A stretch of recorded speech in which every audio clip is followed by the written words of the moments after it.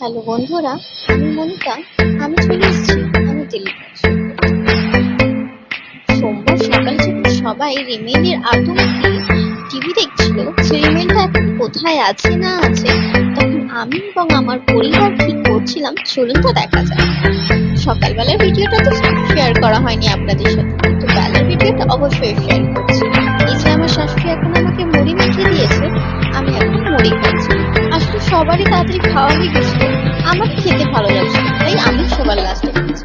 এবার যেহেতু আমি সবার লাস্টে খাচ্ছি, বাসন কুসন সবারটা মাজা হয়ে গেছে, আমারটা পড়েছিল একটা বাড়ি বা কেন করে থাকে, তাই মনে করে আমি বাসনটা মেজে নিই।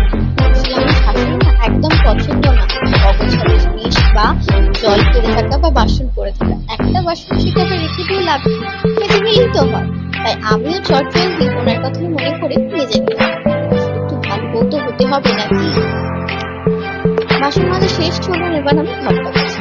দেখতেই পাচ্ছেন ঘরের কি অবস্থা। আপনাদের দাদা সকালবেলা ঘুমটা মুছিয়ে বেরিয়েছে। দাদা সকালবেলা না বেরোলে হয় না, আগে ঘুরে আসলে তবে গিয়ে খাওয়া দাওয়া। সে তো বেরিয়ে গেছে, আমাকে তখন আমার কাজ করতেই হবে। বলুন কি আর করা। চলুন বিছানাটা গুছিয়ে নিই। এই আমি বিছানাটা গুছেছি। মাঝের মধ্যে মাথা গরম করে না, সেসব রাগ করে তো কাউকে দেখাতে পারি না। ভাবছি বালিশের উপরে, তাই বালিশের উপরে যত রাখছিল আপনার তাদের উপর সব নিচে নিয়ে যত চাদর ছিল রাতে গায়ে দিয়েছিলাম। সারা রাত ঠান্ডা ঠান্ডা ওয়েদার ছিল, আমি চাদরটা গায়ে চাদরটা আমি বিছানাগুলো ছাড়িয়ে নিচ্ছি।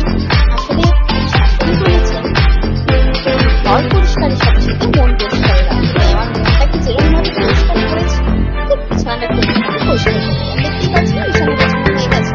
এবার আমি আমার ঘর সাজিয়েছি। আসলে রান্না বান্না করার দায়িত্ব তো আর আমার নয়, আমার শাশুড়ি রান্না করে বাচ্চা নেই।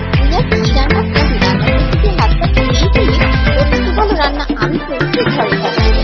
সেজন্য আর কি করার, ঘরের কাজ করতে হলো বাসন মাজা, ঘর মোছা, ঘর ঝাড়া সব অলরেডি আমার হয়ে গেছে। লাইট ফাইটগুলো অফ করে দিচ্ছি, কম্পিউটার সময় পাখাগুলো চালিয়েছিলাম, অফ করে দিলাম। এই দেখতে পাচ্ছেন ঘরটা কেমন ঘেমে গেছে, আর যা প্রচন্ড গরম কি বলবো। এই চান হানো হয়ে গেছে, আমি দাঁত করছিল, কি আর করবো। তাড়াতাড়ি চানটা করে নিয়ে সঙ্গে সঙ্গে সিঁদুর ফিদুর করে ঠাকুরের কাছে চলে এলাম ঠাকুরকে নম করতে। ঠাকুরকে নম করা হয়ে গেল। নম না করলে না মনটা ঠিক তৃপ্তি পায় না। এই দেখতে পাচ্ছেন আমার শ্বশুর রান্না করছে। দেখা হচ্ছে নেক্সট পার্টে কি করলো আমার শ্বশুর, কি রান্না করলো তা জানার জন্য পরের পার্ট দেখতে থাকুন।